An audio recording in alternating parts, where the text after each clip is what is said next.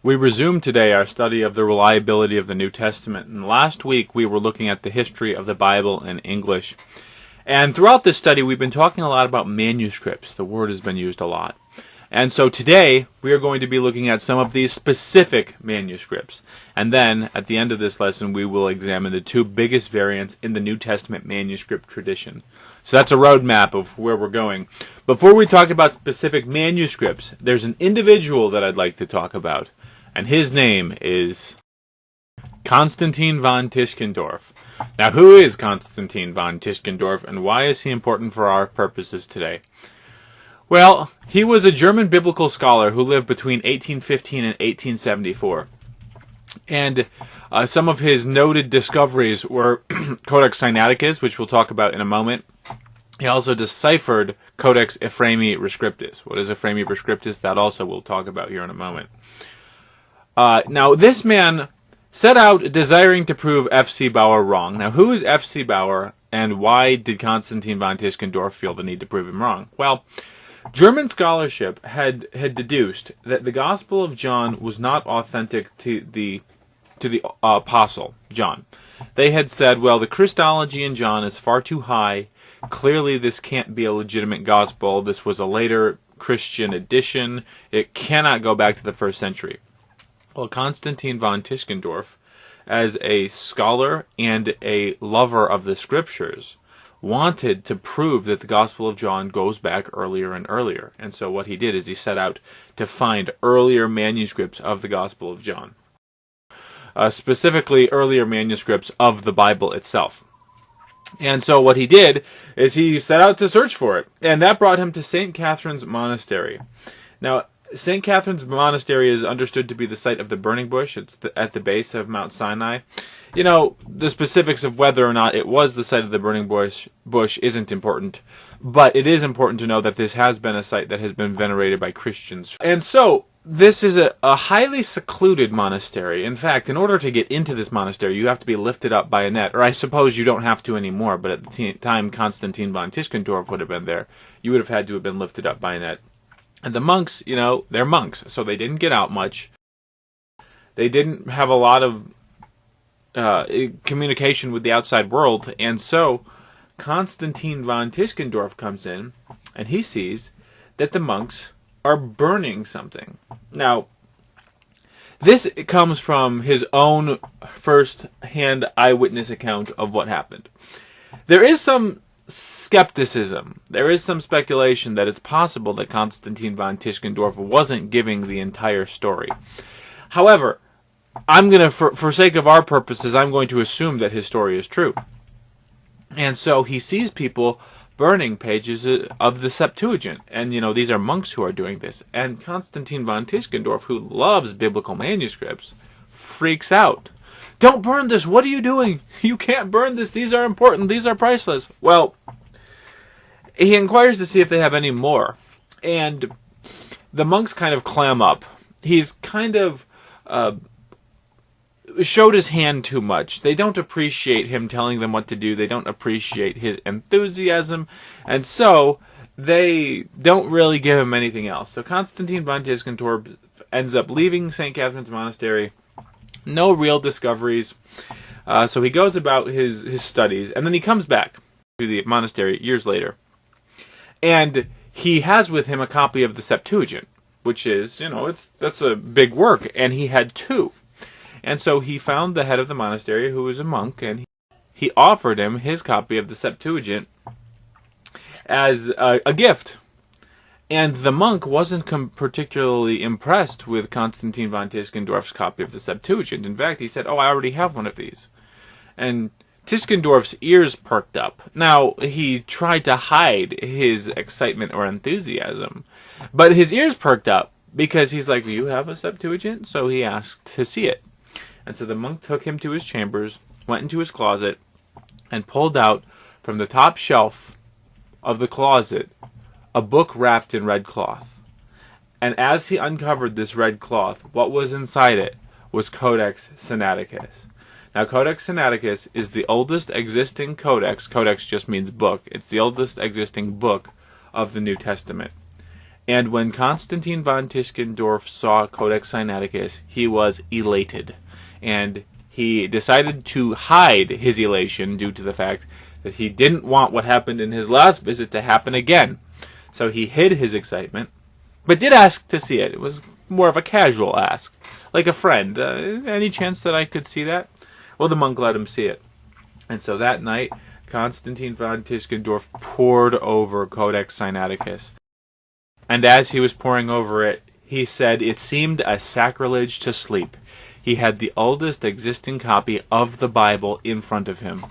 And so this Codex Sinaiticus, which I'm about to show you, is considered to be the most important book that exists, because it is the oldest copy of the New Testament. So this is what it looks like. This is Codex Sinaiticus. This is the most important book that probably exists in the world. And you wonder what that little sign is next to Sinaiticus. It's the Hebrew letter Aleph. All of the manuscripts have a specific letter that catalogs them. Sinaiticus is the only one with a Hebrew letter. It's the first letter in the Hebrew alphabet. Why? Well, because when it was being cataloged, Constantine von Tischendorf wanted to emphasize the importance and wanted it to pop up at the front of every person's list, which is understandable, because it is that important. And so this is dated roughly to the year 325. And so Constantine didn't discover it until 1844.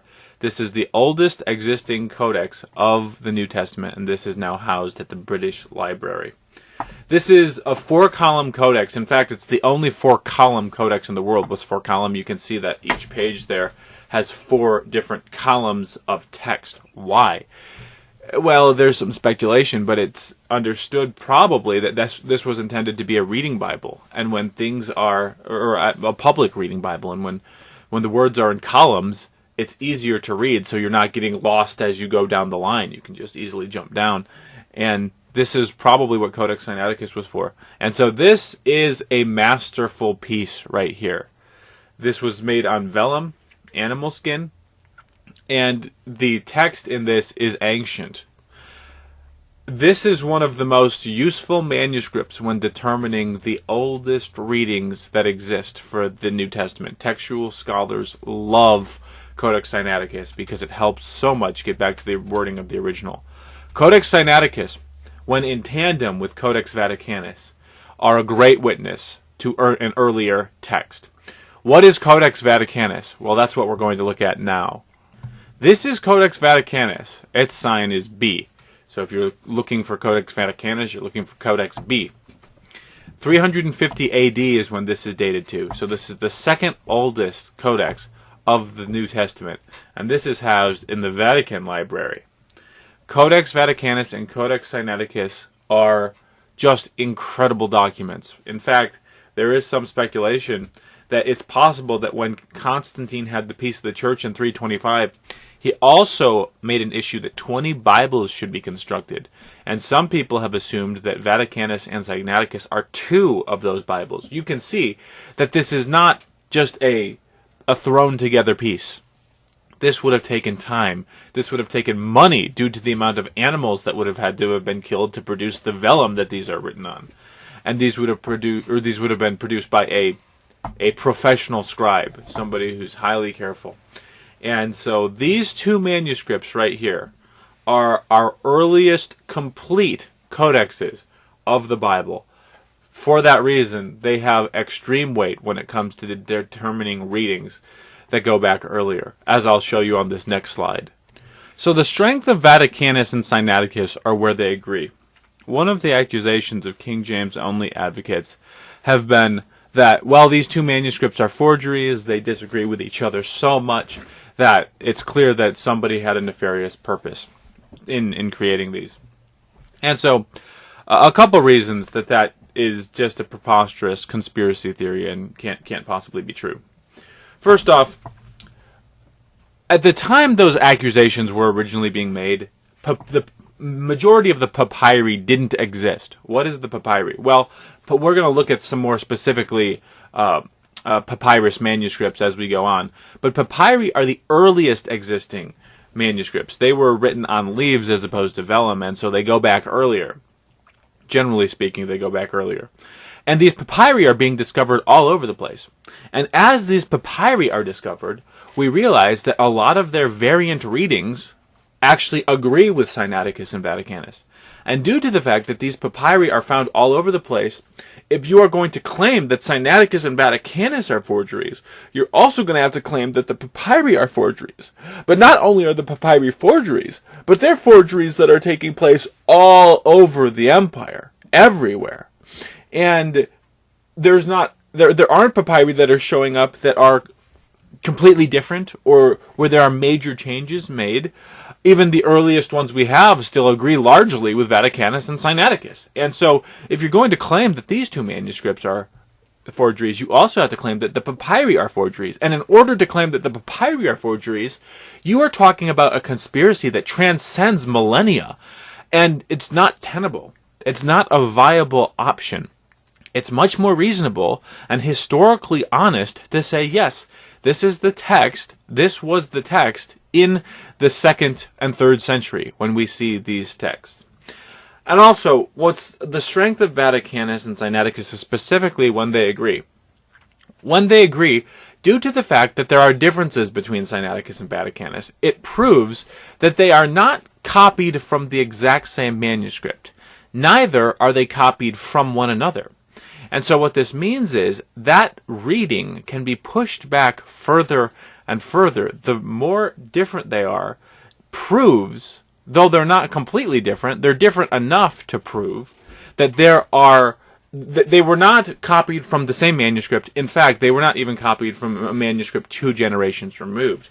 Most likely, it was 3 generations removed or further that these manuscripts were copied from.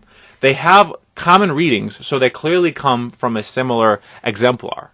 But they don't come from the exact same exemplar. There are years in between there. And so what this means is the manuscripts that they were copied from, though they were lost, you can push that reading back further when they agree to the early 2nd century. In fact, there is almost no amount of manuscript material that can overturn the readings of Sinaiticus and Vaticanus when they agree, because those readings go back so early. And these two manuscripts right here, textual critics love. As we examine these readings, especially when they are agreeing with the papyri, you know for sure you have an ancient witness to what the text of the Bible said. When these manuscripts disagree, that's when all bets are off and you start having to pull in other material to examine. But when they agree, you can almost be certain that you have the reading of the original autograph. Next we have Codex A, or Codex Alexandrinus. Now I don't have as much to say about Alexandrinus, other than the fact that it's dated to the 5th century. It is Byzantine in text form in the Gospels. However, in the epistles, it is Alexandrian. So how that worked, there are theories offered on that. But this is probably our most important witness to the book of Revelation. And this was given to King Charles in 1627, after the King James Version was created. And once again, this is just an earlier manuscript that don't have a whole lot to say about it, but it is worth noting because it is one of the 4 great unseals. The next manuscript I'm going to show you is the last of the 4 great unseals. And here you have the last, Codex Ephraemi Rescriptus, and it is noted by the letter C, Codex C. This is the early 5th century, and this is mostly Alexandrian. It originally contained the entire Bible, and it's a palimpsest manuscript. Now, what is a palimpsest manuscript?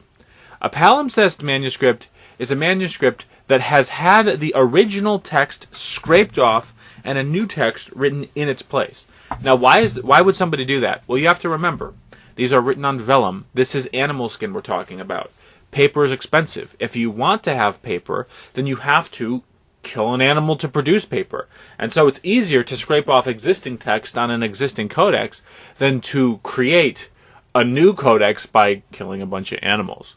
And this manuscript is incredibly interesting to me because in the 12th century, a scribe scraped off the text and wrote the sermons of Ephraim the Syrian in its place. Ephraim the Syrian. You can see in the name Codex Ephraemi, there's Ephraim. This is Latin. And then Rescriptus, you have re-script. So it is the sermon Ephraemi rewritten. Ephraim rewritten. So you can see it right there in the title. And this is the second most important witness to the book of Revelation. Now the question is, okay, if the sermons of Ephraim are rewritten over the text of the Bible, how has anybody been able to understand what the text says? Well, enter our good friend Konstantin von Tischendorf. This is probably his most significant thing that he did in his life. He deciphered 99% of the text in Codex Ephraemi Rescriptus in the 1840s. And can you imagine the amount of work that would have taken to decipher the text underneath? You say, how do you decipher that? Well, it wouldn't be too similar to if somebody had written on a paper in pencil and then erased it and then written something else over it. Though it would be a challenge, you could still, if you tried hard enough, figure out what the original text said. You'd destroy your eyes doing it. Metaphorically, that is. But it would hurt. It would hurt, but you could probably do it. 99% of this text he was able to decipher. Incredible feat by Konstantin von Tischendorf. Dan Wallace said that he visited this manuscript and he attempted to decipher the last remaining 1% that Tischendorf was not able to decipher. And he couldn't do it. The 1% was too difficult for Dan Wallace. And so this is the fourth of the four great. So here they all are. This is all of them together. And these, once again, what is unsealed? Unsealed script is that ancient Greek script that is all capital letters, no punctuation, no spaces between words. And these are the four great unsealed codices of the New Testament. They are written, they are old, and when these manuscripts agree with one another, their readings are almost surely original. It is virtually impossible to overturn that. Now, this next slide I'm going to show you is a reading that doesn't exist in any of the great unseals. Acts 8:37. Now, this is in the King James Version of the Bible, and you have to remember the King James Version of the Bible, when it was constructed, only used between 7 and 12 later Byzantine manuscripts. These are early Alexandrian manuscripts. What does this text say? And Philip said, "If thou believest with all thine heart, thou mayest." And he answered and said, "I believe that Jesus Christ is the Son of God." This is Philip talking to the Ethiopian eunuch. This verse is in the King James Bible to this day. Now, what is the manuscript support for it?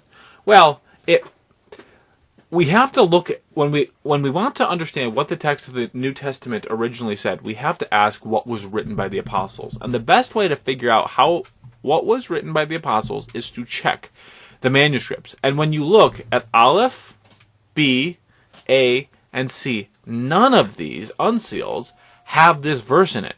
When none of these have it, it's really not a good sign for that verse's authenticity. There are a few later manuscripts that contain this verse, but this is probably an example of a scribal addition. Perhaps some Christian wanted to put this in here to add clarity about the gospel, clarity about believing in Christ, the Son of God. There's nothing unorthodox about this verse. But a verse's orthodoxy, or a text's orthodoxy, doesn't speak to its authenticity. It simply speaks to its orthodoxy. We have to examine the manuscript tradition when we are trying to figure out what the text of the Bible originally said. And if this text isn't in the four great unseals, and I'm about to show you another manuscript that this is not in, it's not a good sign for the verse's authenticity. This is P45, or Papyrus 45. This is dated to the year 250. This is the earliest manuscript that contains parts of Matthew, Mark, Luke, John, and Acts. This is the earliest manuscript that has them all in the same place. That makes it an important testimony to some of the early readings. And due to the fact that this has Acts in it, I will ask, do you think that this contains Acts 8:37? That verse about the Ethiopian eunuch believing that Christ is the Son of God? The answer is no. This manuscript does not contain that reading, which means that reading most likely didn't exist until quite a bit later. And this is an important witness to the earliness of these books. And so understanding whether or not a verse is in there, especially when early papyri are agreeing with the great unseals, those readings are proving that there was a tradition early in the church, a manuscript tradition that didn't contain those verses. Because if they did contain those verses, you would start to see them. But due to the fact that there is almost a unanimous witness or a unanimous testimony of early witnesses that don't contain specific verses, it's proving that those were later scribal additions. And here we have the oldest existing manuscript of the New Testament, P52, Papyrus 52. If you have ever heard of a Christian manuscript of the Bible, most likely it's Papyrus 52, because this is the most famous. It is dated to between the years 90 and 150. 90 is probably a bit early, but it has been dated there. You can see its size. This is not a large manuscript.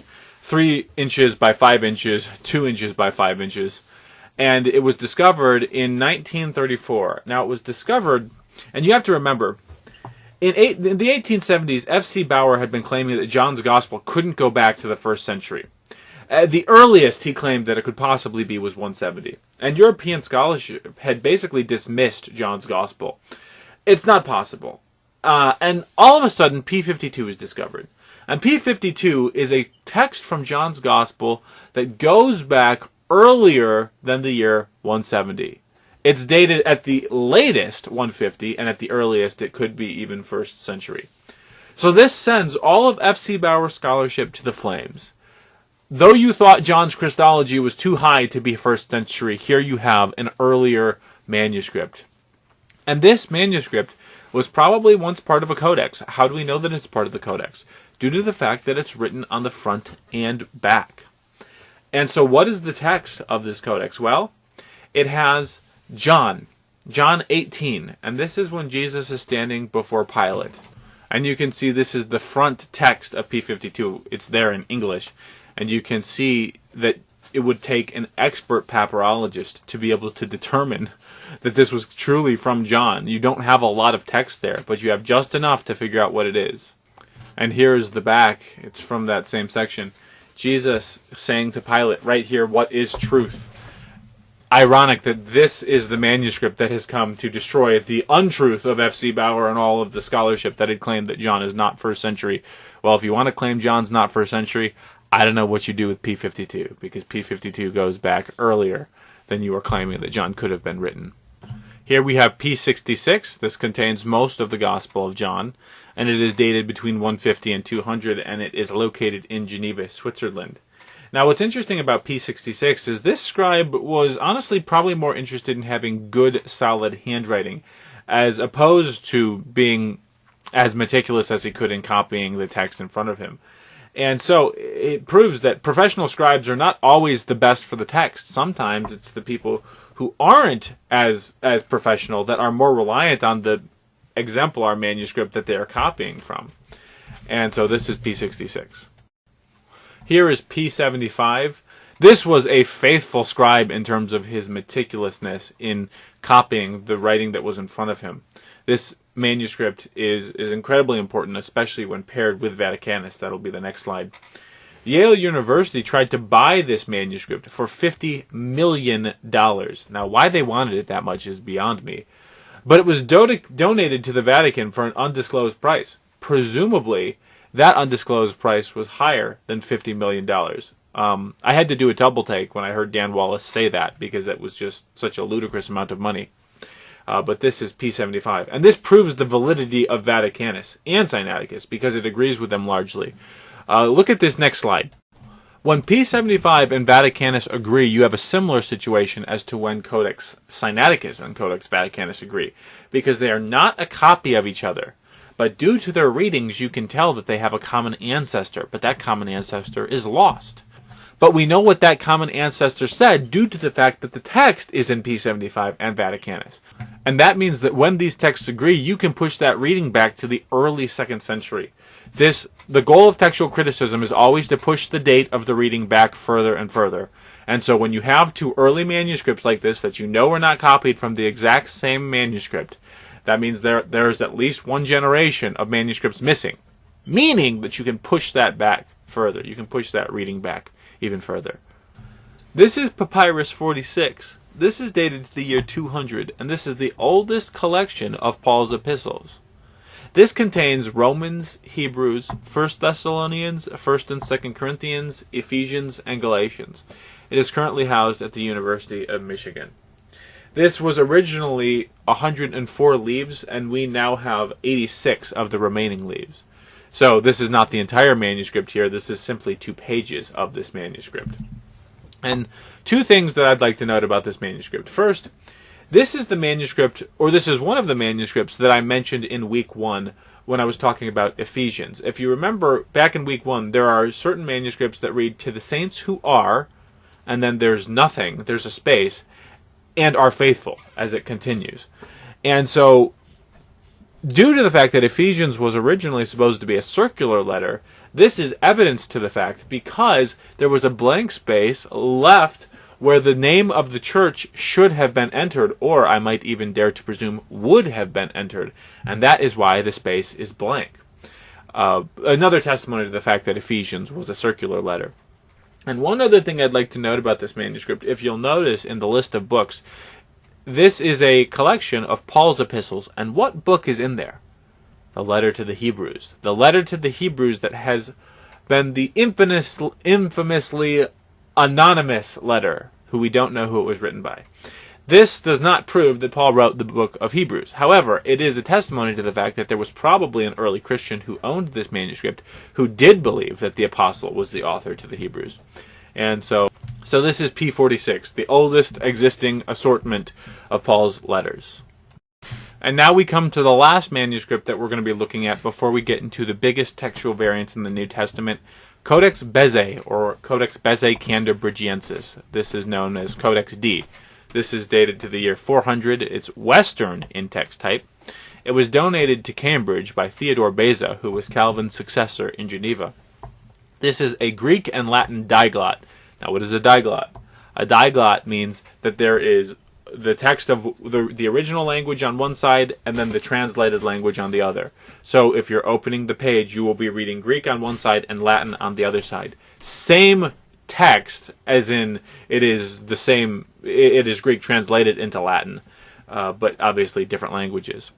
And this was copied by a somewhat whimsical scribe. In fact, James White has called this the living Bible of the early church. It's clear that he was taking large chunks of words and he was writing them. In fact, the scribe, it seems to suggest, thought could make actually improvements to the text. It leads the charge in total rewrites of the New Testament. And once again, this scribe was not particularly careful, which means that when this manuscript has a unique reading, most likely it's due to the fact that this scribe was simply going off on his own, going off on a tangent somewhere, and it's not that strong of a witness to the reading. But it is worth noting because I find this manuscript also to be quite interesting. And this leads us to the two biggest variants in the entire New Testament manuscript tradition. James White has said about these variants that every Christian person needs to know that they exist. Once you know that these exist, you disarm almost all of the accusations that people can bring against you. We've talked about the number of variants. We've talked about the fact that there could be up to 500,000 variants in the manuscript tradition. These are the two biggest, and nothing even comes close. 99% of the variants are neither meaningful nor viable. These variants are meaningful. They're two chunks of 12 verses each, and we need to know about them. As soon as we know about them, the critics of the faith lose almost all their leverage in this field, because these are the ones that they like to shock people with. Well, did you know that the ending of Mark is not authentic? Did you know the story of the woman caught in adultery is not authentic? Those are the claims, and Christian people need to know that these two sections of 12 verses each are variants. One thing I'd like you to keep in mind. We've talked about the principle of tenacity. What is tenacity? Tenacity is the scribal practice, or I should say the scribal tendency, to leave verses in or leave parts in as opposed to remove parts, or if there's a question of whether something should be added or subtracted, they add it. And so over the course of 1,500 years of manuscript copying, the New Testament has grown by a whopping 2%. 2% over 1,500 years is not a lot. And these two verses here contribute to that 2%. Now we need to know about these sections. So, the ending of Mark. We'll start by discussing the ending of Mark. Well, first off, I need to say that 95% of manuscripts have the ending of Mark. This is an ancient reading, but is it the most ancient reading, and is it what Mark wrote? Those are the questions we'll have to answer. Well, first off, the Gospel of Mark in the manuscript tradition has 5 different endings. 5 different endings that have been offered. Why have there been so many different endings offered to this gospel? Well, if you see in Mark chapter 16 and verse number 8, it says, "Trembling and bewildered, the women went out and fled from the tomb. They said nothing to anyone because they were afraid." And that is where the early manuscripts end. That is where it ends. And so you can see why there would be a tendency for somebody to want to fill in the rest of the gospel. Well, where is Christ? Didn't he rise from the dead? Well, the testimony of the Gospel of Mark, Jesus predicts his resurrection 3 or 4 times, including the angel there who tells them that Jesus has been risen. So it's clear that it's been risen.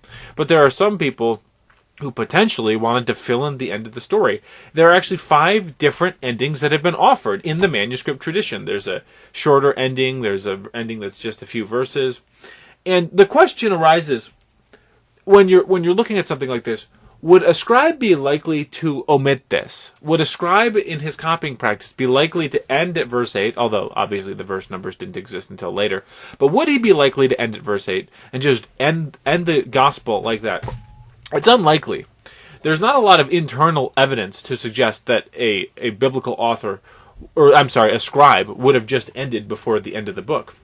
Another thing that's worth considering, as they examine these 12 verses, the textual critics have concluded, those who speak Greek, that it's not really Mark's style. It sounds different. In fact, there are certain things in the end of this gospel that are a little bit concerning, and they might raise an eyebrow as to whether the person who wrote them were actually Orthodox. You have the verse that says, "Believe and be baptized." You also have Jesus appearing in different forms, and you have people handling snakes and drinking poison.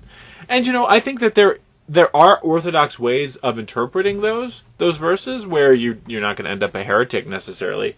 But I think you kind of have to stretch. It seems to me that those verses are similar to Gnostic Gospels and may actually have had a tinge of Gnosticism in them, especially Jesus appearing in different forms.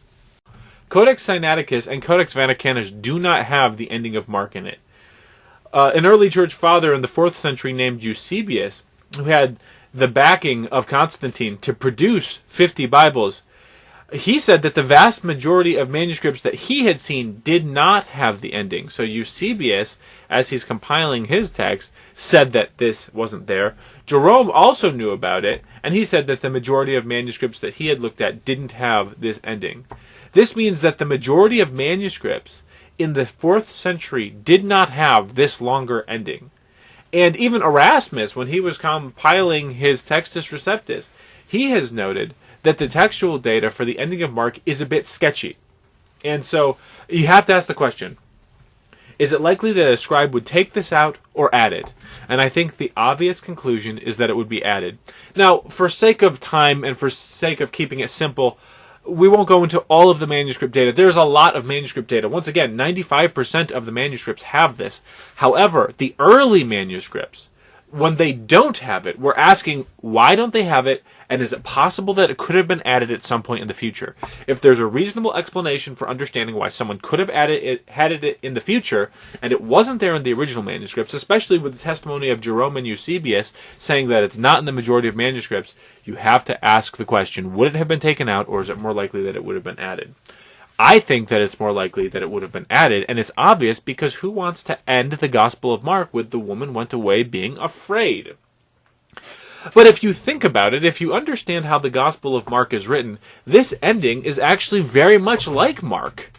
His Gospel focuses so much on how people react to Jesus. At the beginning of the Gospel of Mark, he says this is the Gospel of Jesus Christ, the Son of God. And Mark, for the rest of the book, does not tell you what he personally thinks of Jesus. Mark simply presents Jesus through the eyes of other people and shows you how they are reacting to him. And so, it's not until you get all the way to the Roman centurion in Mark 15, right at the end of the book, where you have another testimony saying, surely this was the Son of God. And so the women going away and trembling and being afraid is something that is very much like Mark. And also, another thing that is worth keeping in mind is this gospel was written during the lifetime of people who were still alive. Mark's gospel is fast-paced, only 16 chapters. He keeps using the word immediately. And so as it comes to an end, it's even possible that there could have been people who had seen Jesus who then could fill in their own anecdotal evidence of the end of the story, which is they went away and were afraid, but we saw Jesus, and we know that Jesus was raised from the dead, almost using it as a gospel tract. And Jesus predicts his resurrection in the Gospel of Mark. Mark 8:31, Mark 9:31, Mark 10:33 through 34, Mark 14:28, and Mark 16:6. That's where the angel says that Jesus has risen. You have the clear testimony of the angel. There is no question from somebody who is reading the Gospel of Mark that Jesus has risen from the dead. You don't have to have that inserted. And so the question is this ending authentic? Well, I'll leave it to you to examine the manuscript data more so. We don't have the time or the ability to go into all of that right now, but I would like to at least raise the question in your mind so that you can dig into it further. The Gospel of Mark, does it end at verse 8 or should it keep going? Should it go all the way through verse 20? I think that it ends at verse 8. I think it fits the Gospel of Mark. I think it's very much like Mark. I think the manuscript data, the majority of scholars are agreed that the manuscript data supports or does not support putting this in there. That being said, not all of them agree due to the fact that this is an ancient reading. But regardless of whether it should be there or not, you need to know that it exists. You need to know that it is a variant and that you have at least an understanding of how variants occur and why it's there. Because if you don't, this is where you have the chance of getting undercut. And if you don't have an answer to these things, Christians are supposed to give a reasoned defense for the hope that lies within us. If we can't give a reasoned defense for the veracity of the text of our Bibles, then that's a concern. And that leads us to the next textual variant, John 7:53 through 8:11. This is the more beloved story of the two. This is the story of the woman caught in adultery. Now, the textual data for the story of the woman caught in adultery is poor. In fact, it's much worse than the manuscript data for the ending of Mark. It doesn't appear in the papyri. It's not in Codex Sinaiticus. It's not in Codex Alexandrinus. It's not in P66 or P77. It's not even in Alexandrinus, even though Alexandrinus is Byzantine in text form in the Gospels. So if you were to expect one of the early codices to have it, it's Codex Alexandrinus that you'd expect to have it due to the fact that this, generally speaking, is Byzantine in text form. And even though Alexandrinus is Byzantine in text form in the Gospels, it doesn't have this in there. It doesn't exist in any manuscript before the year 400. And what manuscript does it exist in? It exists in Codex Bezae Cantabrigiensis, which we have already determined is really more like the Living Bible of the early church. It's not the most reliable text. And so if that's the first place it appears, that's notoriously unreliable. It's a little bit concerning if that's the earliest place. Some texts have this text in it with asterisks around it, saying that it's probably not authentic.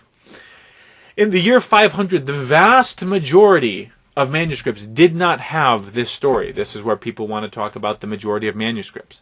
Oh, the majority of manuscripts have the longer ending of Mark. The majority have the story of the woman caught in adultery. And my question is, okay, but what about before the year 500? What was the vast majority of reading before the year 500? And all of the manuscript data suggests that the vast majority reading did not have the story of the woman caught in adultery. Another thing that's worth noting is there are multiple versions of this story. And this is something just like the Gospel of Mark, the ending of Mark. Whenever a textual variant has a bunch of different variation within the textual variant itself, that's not a good sign for the authenticity of it. Why would there be multiple versions of the story? Furthermore, it was found in Luke in some manuscripts, and at the end of the Gospels, and between Luke and John, and it also appears in another manuscript earlier in John, so it's like it's searching for a place in the canon. Also, I happened to just be reading this text this morning. If you're reading the flow of the Gospel of John, this text doesn't seem to fit where they have placed it. So even if it's supposed to be, or even if it is an authentic story, it doesn't make any sense. If you just skip over the story as you're reading the narrative, it picks up and it doesn't seem like you've lost anything, like there was any break in the narrative. It seems like this was an insertion. Furthermore, no church father comments on it before the year 12 or before the 12th century. The Greek style is different from how John normally writes. once again, the story may be true, but it is probably not in the Bible. So there's a difference between something being a true historical account and actually something that was written by an apostolic author. And it seems to suggest that though the story may be true, it may be historically true that Jesus did this, it was certainly almost not written by John. We want to be careful too, because you don't want to insult the author by attributing something that he didn't write just because it found its way into the manuscript tradition later and was attributed to him. We want to know what the apostles wrote. The writing of the apostles is our final authority, and so if we think that this was added later, then there is no honest Christian person who can then therefore go and ascribe it to John and say that it's sacred Scripture. Scripture is God-breathed, and Scripture it was either written by an apostle or directly influenced by an apostle. If this reading came around later, then it's possible that it could have been written by John or even influenced by John. Some have even suggested that this text was added to show that Jesus knew how to write, because if you remember in the story of the woman caught in adultery, he stoops down and he writes on the ground. Regardless of whether that's why it was added or not, these two variants are things that you need to know about. And we might not like them. They might make us feel uncomfortable. There have been whole debates done on these topics. There have been books written. And if you want to dive into them further, I would encourage you to do so. My purpose here isn't to give you an all-extensive explanation of these two texts. I just want to get you thinking. And I want to get you to understand that these variants do exist. They are there, and you are free to do your own research on them and determine whether or not you believe that they are authentic or not. What I would highly encourage you about, though, is as you are making your determination whether or not these two texts are authentic, I would encourage you to be persuaded by the manuscript material. I don't want you to be persuaded just because it was printed in the Bible. Just because it's printed in the Bible does not reflect necessarily on what was originally written. If you are convinced by the manuscript data that the story of the woman caught in adultery and the story at the end of the Gospel of Mark are authentic stories, are authentically written by the apostles, then accept them. But don't just accept them due to a traditionalism. Traditionalism is not a reason to accept the Bible. Remember, our Bibles in English are historical documents. They have a history to them. And so understanding that history is an important thing. We can't just remove them from history. And so these are the two biggest variants. And I'd like to show you a couple stats about the variants, and then we'll conclude. The New Testament has 260 chapters. There are 7,957 verses in the New Testament. There is roughly 1,500 years of textual transmission. There are over 1 million pages of manuscript material. That's actually probably way low. It's probably closer to 2 million. The biggest variants in the entire manuscript tradition only account for 24 verses. That's less than half of a percentage that is brought into question from the two biggest variants. Just to be clear, this is specifically talking about the two biggest variants. So less than half of a percentage are accounted for by the biggest variants. The goal is always to get back to what the original authors wrote. And over the course of 1,500 years, the fact that the two biggest variants, the only real stories, because everything else is so much smaller than this, you have a verse here or there, possibly two verses, and a word order changes, a few differences. But the vast majority of these are the only two major changes, the only two major variants, and so understanding that they exist is important. We have to be people of the truth. We are Christian people. We have to exist in the truth. We have to examine our documents from a truthful perspective. And once again, I'm not the final verdict on whether or not these are authentic or not. I will say the vast majority of serious scholars have almost completely rejected the story of the woman caught in adultery due to the manuscript material. It's not because they don't like the story. It's not because they want to get it out of the Bible. They don't have a problem with the story. It's because the manuscript evidence doesn't support it. They do not believe that it was written by John. If they don't believe that it was written by John, then why would they include it? They've concluded that it's not authentic. And the longer ending of Mark, the manuscript evidence, there's more manuscript evidence to support it. However, still most scholars have rejected the ending of Mark. Not all of them. But once again, We don't have to leave this to the scholars. This is something that we are all capable of examining. The manuscript material is in front of you. If you want to see why the scholars made the choices they made, you can get an NET Bible or go to netbible.com and you can search it and you can look at the footnotes and they have all of it explained for you.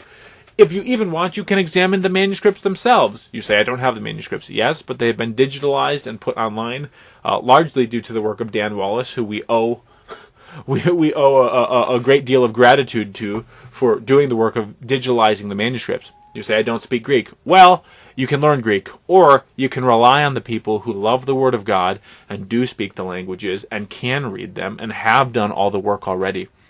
And so we're thankful that they've done the work. Once again, this is just an introduction to these two biggest variants. I would encourage you to study them further, to study them out, and come to your own conclusions. The wonderful thing about being a Christian, we have the ability to study things out for ourselves. And it's because we have this ability and the resources that we have today in the 21st century that we are responsible to study things for ourselves. There are so many people who are willing to just not pay that close of attention. But if you would have showed the Puritans or Erasmus or the Reformers all the information that we have available to us today, they would have been dumbfounded at how much material is there. They couldn't even have begun to comprehend the resources that we have available to us. They were incredibly intelligent men. And I can't even imagine what they would have been able to do with the material we have. But once again, I would encourage you to study it for yourself and be persuaded by the manuscript evidence. If you're not persuaded by the manuscript evidence, and you're persuaded just due to the fact that it's printed in the text of your Bible, I would submit to you that you're not dealing with your Bible from a historical perspective. There's more to your Bible than just as it exists today. There's a history behind it. Understand the history of your text. And so anyway, I hope this has been helpful. I hope this has been helpful for giving you an understanding, or at least a beginning understanding. We're barely even scratching the surface. But we are scratching the surface. And so I hope that this brings things to your mind that perhaps you haven't thought about. And our next lesson will be our final lesson of our series of the reliability of the New Testament.